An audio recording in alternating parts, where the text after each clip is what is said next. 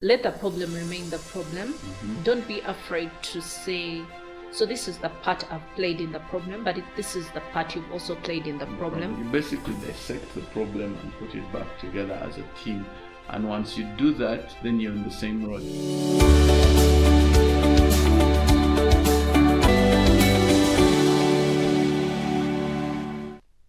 Hello everybody, welcome back to Covenant Union with Ray and Ali. Today we're going to talk about drifting apart and coming back together as a couple.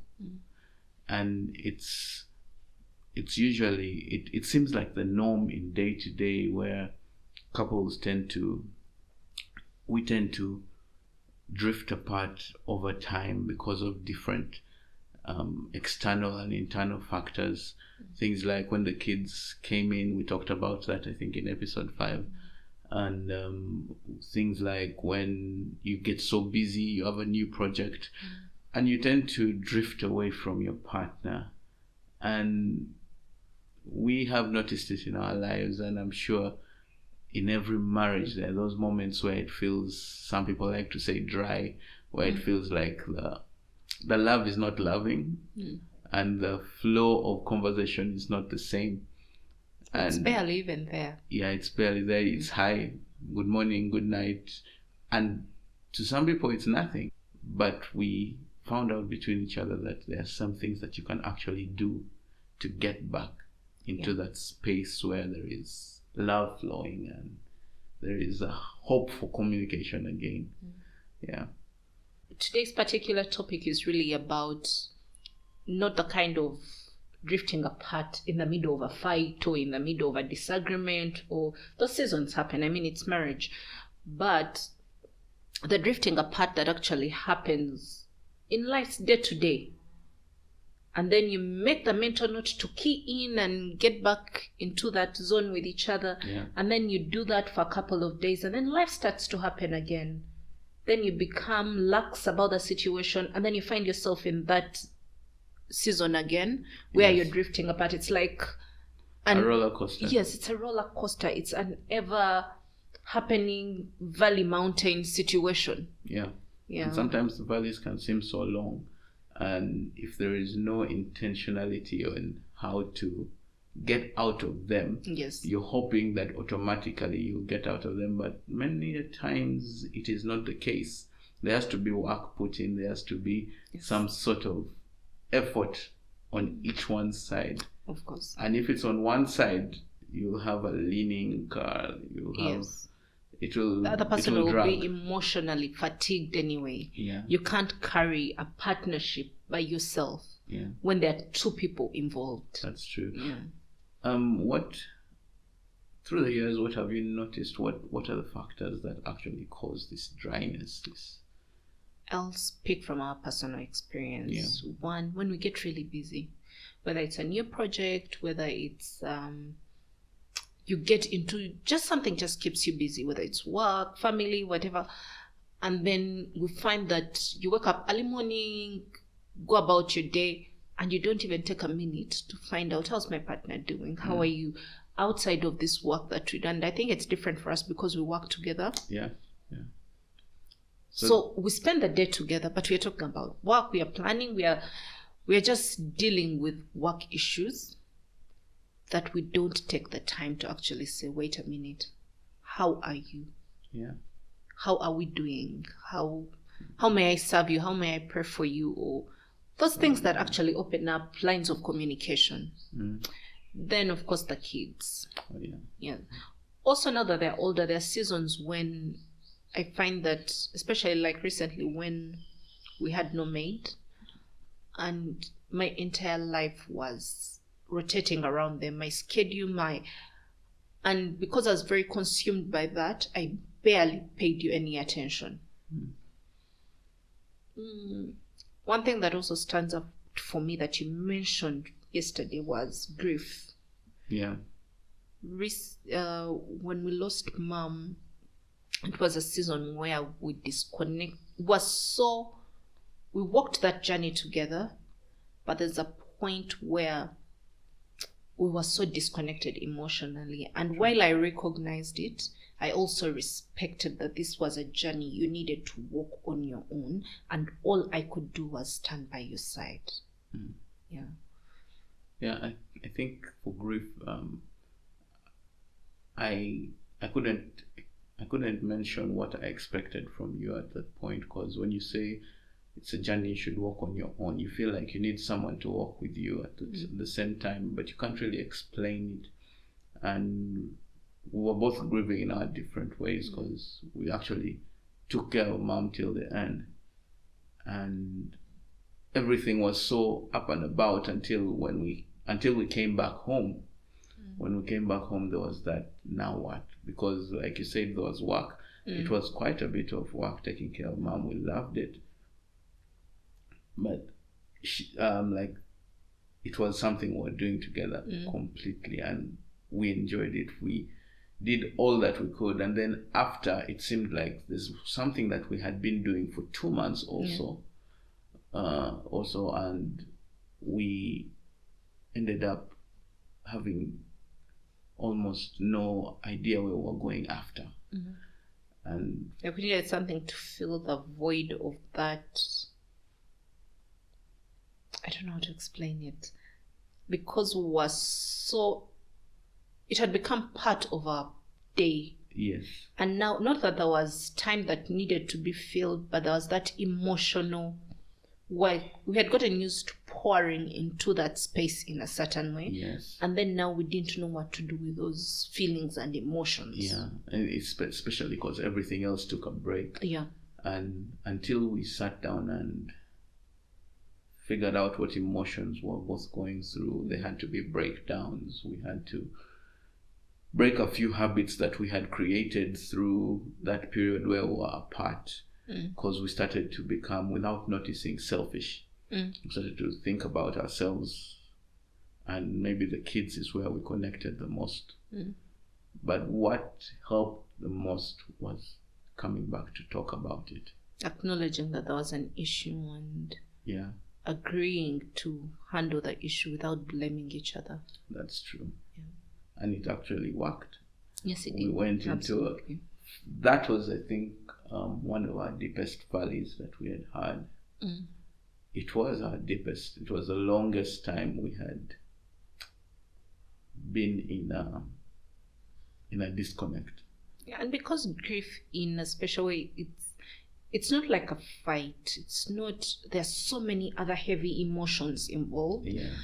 That it was necessary for us to handle it like the fragile situation it was. And because you're still processing the loss of someone very dear, and then you must take care of the marriage. The marriage is not going to stop because this other life-changing situation has happened.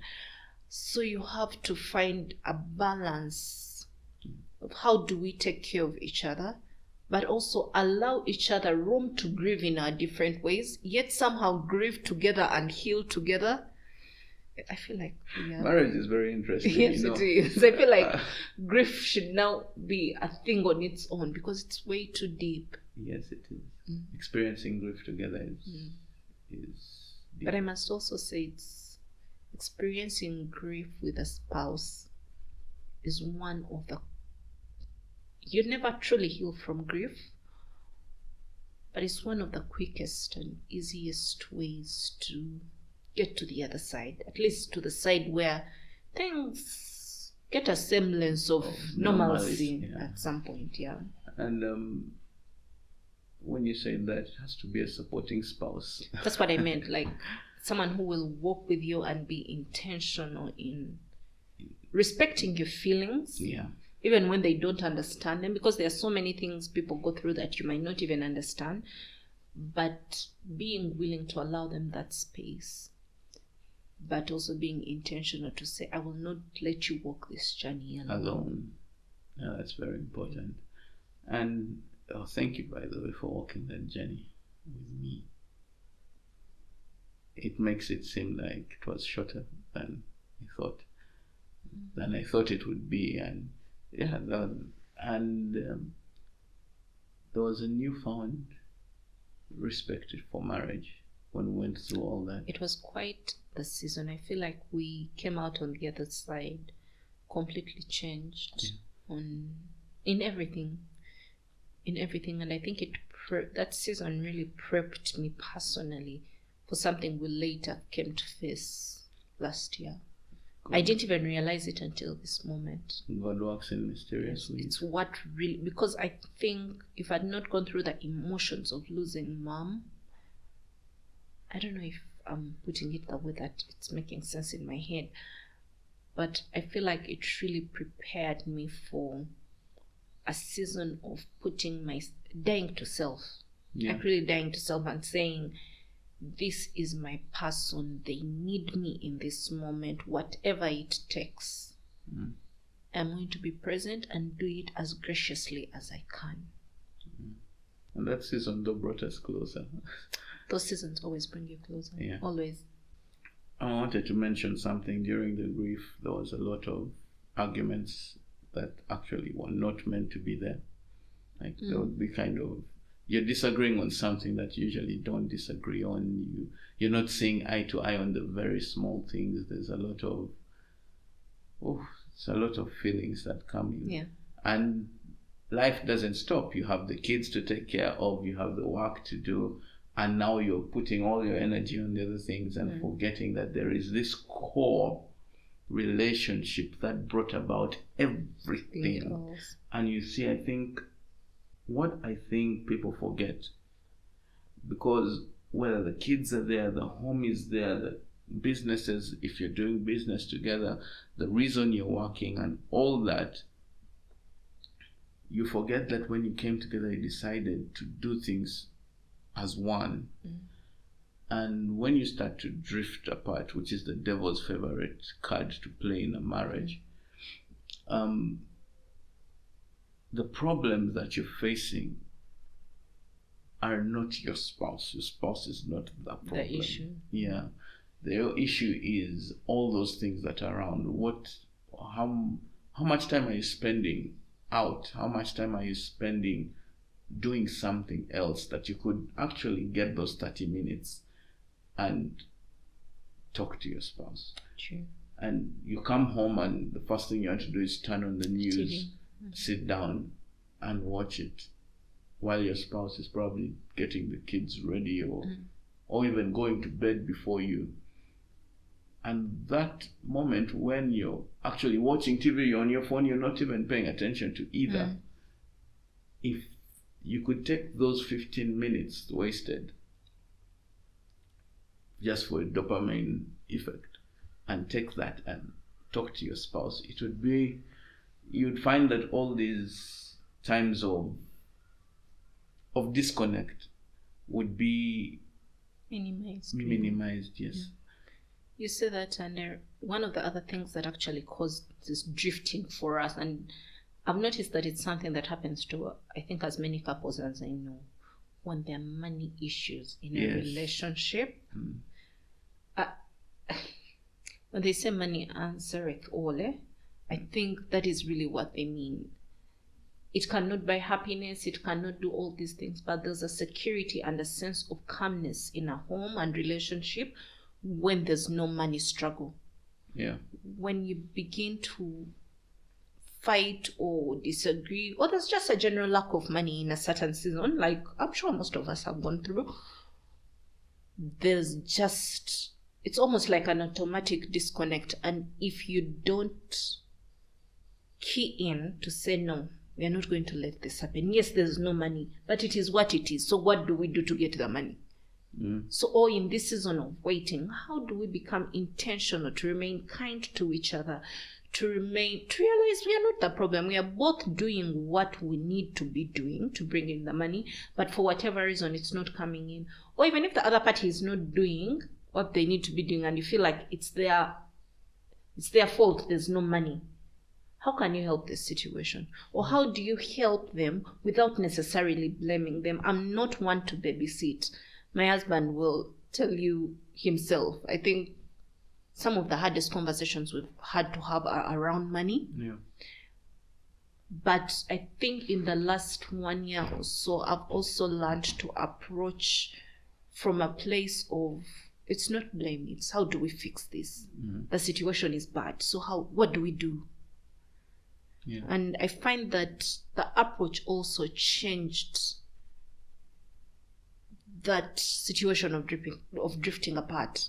Yeah, because there are two approaches. There's either you point a finger at the person or you point a finger at the problem. And when you tend to point the finger at the problem, the language changes. Like, we have this issue here, how do we fix it? It's different from, what are you doing about this? I feel like we, especially modern society, requires wives especially to sort of have an undertone or not approach issues aggressively, especially around money. And I want to disagree with that. I feel like I can still point out what you've done wrong or what you could have done better, or actually put you on the spot and say, but you needed to handle this, why isn't this handled, without necessarily belittling you or making you feel like you failed. Yeah, and I think that's a very blurry line.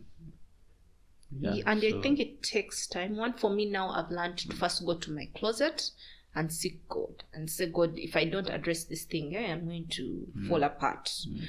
But also, Holy Spirit, how do I address it so my husband sees that I am on his team, but I will not sit here also and not acknowledge his role in this issue. Yeah. So on that, like you said, the society has put it that there should be an undertone. I think it's from our generations way before, where the ladies didn't have much of a say in the home. And now we're into a generation of, should I say, equality and liberalization. And what I've noticed is you changed your approach of dealing with when we had no money and what I was doing is not working, and it gets frustrating. And guys sometimes we like to sit and just think, we don't share. And you'd come and say, why don't you tell me what you're thinking about? And that is different from playing the blame game. Please tackle the issue. If there's an issue, address it. Do not let it slide, but address it with love. So pay attention to the tone. Yes. Let the problem remain the problem. Don't be afraid to say, so this is the part I've played in the problem, but this is the part you've also played in the problem. How can it be undone? If not, how do we move forward? How do we make this situation better? Yeah, you basically dissect the problem and put it back together as a team. And once you do that, then you're on the same road. Yeah. And or offer help. Yeah, or if it's something your husband entirely or your wife entirely needs to handle on their own, and they're clearly finding it difficult to accomplish this task, how can I help you? How can I make this easier? In Ecclesiastes, it says that the two shall become one. No, two are in Ecclesiastes, two are better than one, and two people can do the work faster. Yeah. So, and then when you think about that, you can really mirror it to what Jesus said, and the two shall become one, or generally marriage. And when you look at that, it's if the two can sort out a problem, and I think that's what God meant for marriage to be, the two people sorting out the problem, and the helpmate. There's actually the word helpmate, actually, when you read the Strong's Concordance, you find out that word it means my equal, not really what we say, because everyone's talking about submissive and man is the head. Yes, he's the lead, but there's an equality in solving problems, there's an equality in doing the work together. And I think whenever there was a disconnect and we came back to do the work together, the connection became stronger and better. And when you say work, I think of how much, especially men, how much work they put in to get a girl. Yeah. The work you do in that season of pursuing someone's heart is not, we must all admit, it's not the same work we do when you get this person. And then when you marry them, it even drops further. Yeah.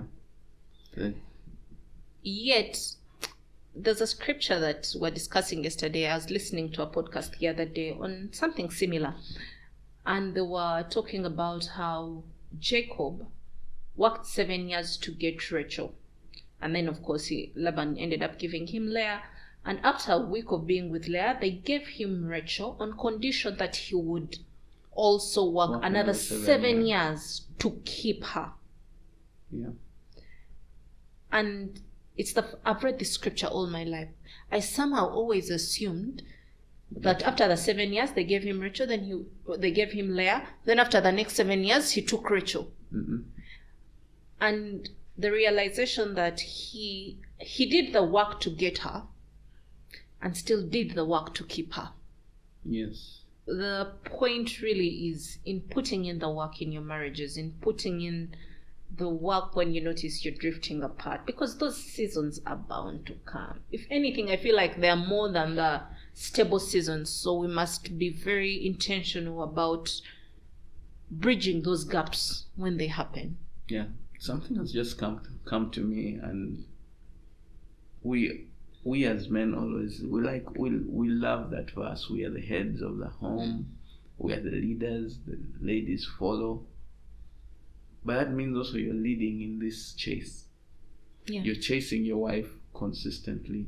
You are the lead in making sure that the commitment stays hot, that the love still burns, that you put in the work. So many times the women are waiting for us to put in the work so they feel loved. And the way we're created, I think, is that way. For most women, we respond more when there's an emotional pouring happening into us. Yeah. And yes, men, they also need to be poured into emotionally, but they respond better to things, tangible things. So when you say that, I actually see what you're saying. Yeah. For me to be able to be very keyed in and well connected, I must be receiving a certain amount of emotional pouring from you. Yeah. There are many statuses, and you keep seeing people writing that I cannot give you what you've not poured into me. I can't pour out what you've not poured into me. My cup is empty.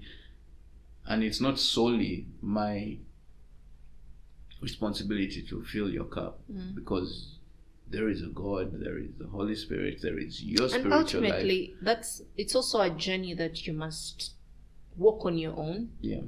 No one can ever make you complete except Jesus. So that work is between you and God. Exactly. Your partner is just meant to be the icing on the cake. Yes. While he's also having a relationship with God. Yeah. And when that works together, it becomes a beautiful union. It becomes a covenant union.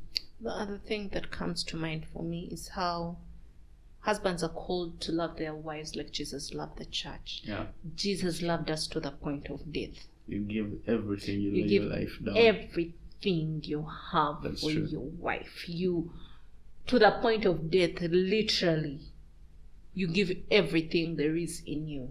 Yeah. Just like Jesus gave everything that was in him. Yes, that's true. So how do we connect usually? We talk. Yes. We talk, and we don't get tired of talking. I think it's the beauty of marrying your friend. Yeah. Because I honestly believe that most times when the love and the butterflies are not on a high, it's really the friendship that carries you through. And it's the reason you can keep having these conversations. Because I'm imagining if someone is not your friend like that, to have the same conversation over and over and nag them about this. Because at that point it becomes nagging. Mm-hmm. You're nagging them about this feeling that you have that is not going. Man, we talked about this thing last week. We are going to still tackle it this week and then again next week. It can only be your friend. Yeah. That will sit through these conversations and be willing to hear you and to work through whatever the issue is. Yeah.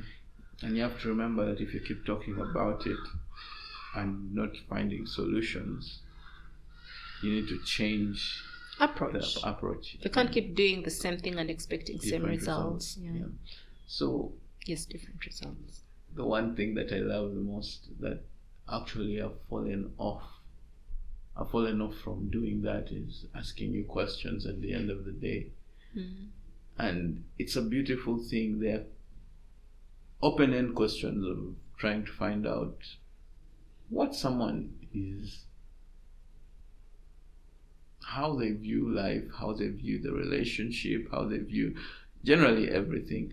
You'd be amazed that those simple open-ended questions end up opening sometimes cans of worms.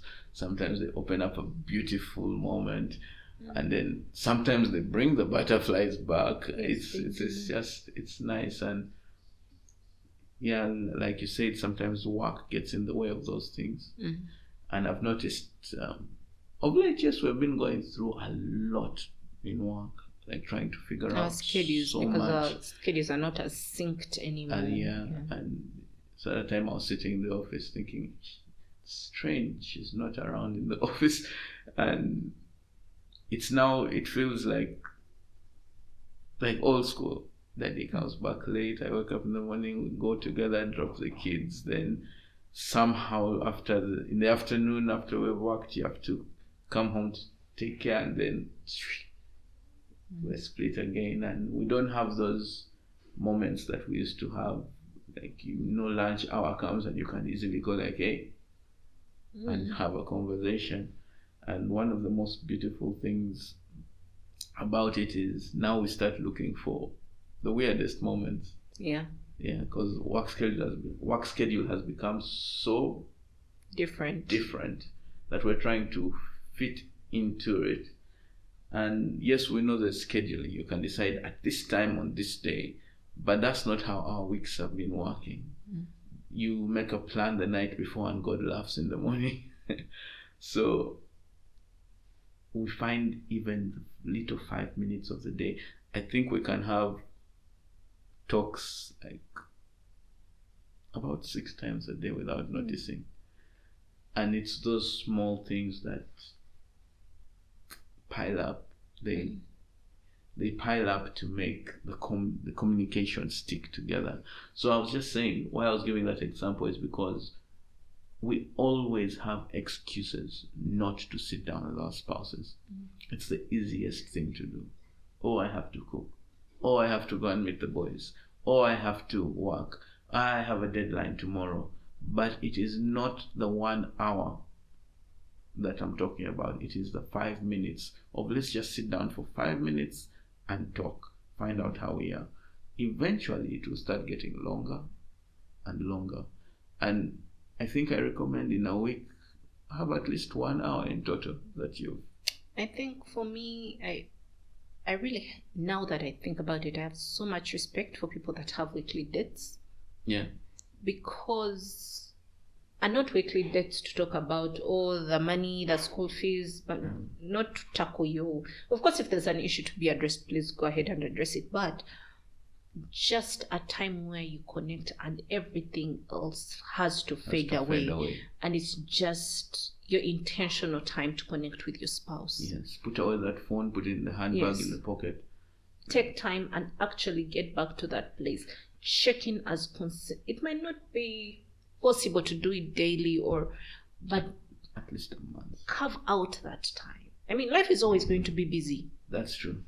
But we have to make time for the things that matter to us. So, does your marriage really matter? That is the question you should ask yourself if you're not willing to have these conversations. Why did I marry this person? Does it matter? Where do I want to go in this relationship? Minus all the, I want to have this and that, the materials. Just the relationship as it is.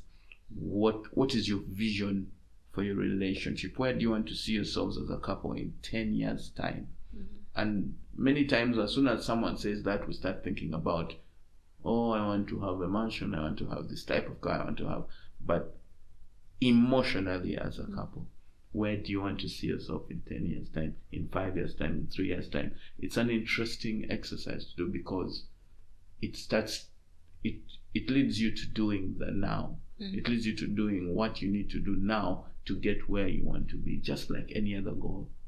I think one of the things that comes to mind about especially date nights, I think social media and just modern life has made it seem like we need to go over the top with these things. And recently there's this girl, she really blesses my heart.